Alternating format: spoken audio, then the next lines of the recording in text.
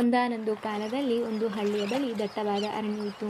ಅದರಲ್ಲಿ ಬಹಳ ಬುದ್ಧಿವಂತ ನರಿಯೊಂದು ವಾಸಿಸುತ್ತಿತ್ತು. ಅವಳು ತುಂಬ ಬುದ್ಧಿವಂತಳು, ಯಾರನ್ನಾದರೂ ಮರಳು ಮಾಡಬಲ್ಲಳು.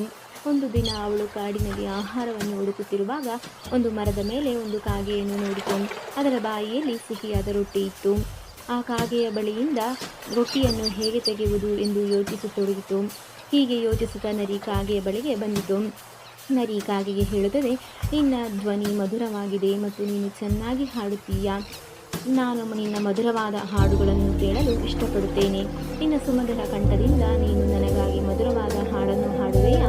ನರಿಯ ಮಧುರವಾದ ಮಾತುಗಳನ್ನು ಕೇಳಿದ ಕಾಗೆಯು ಸಂತೋಷಗೊಂಡು ನರಿಗೆ ಹಾಡು ಹಾಡಲು ಸಿದ್ಧವಾಗುತ್ತದೆ. ಆಗ ಕಾಗೆಯು ಹಾಡಲು ಬಾಯಿ ತೆರೆದ ಕೂಡಲೇ ಅದರ ಬಾಯಿಯಿಂದ ರೊಟ್ಟಿ ಕೆಳಗೆ ಬೀಳುತ್ತದೆ ಮತ್ತು ಆ ರೊಟ್ಟಿಯಿಂದ ನರಿ ಬೇಗನೆ ಓಡಿ ಹೋಗುತ್ತದೆ. ಇದನ್ನು ನೋಡಿದ ಕಾಗೆ ಅಲ್ಲಿಯೇ ಅಳಲು ಪ್ರಾರಂಭಿಸಿ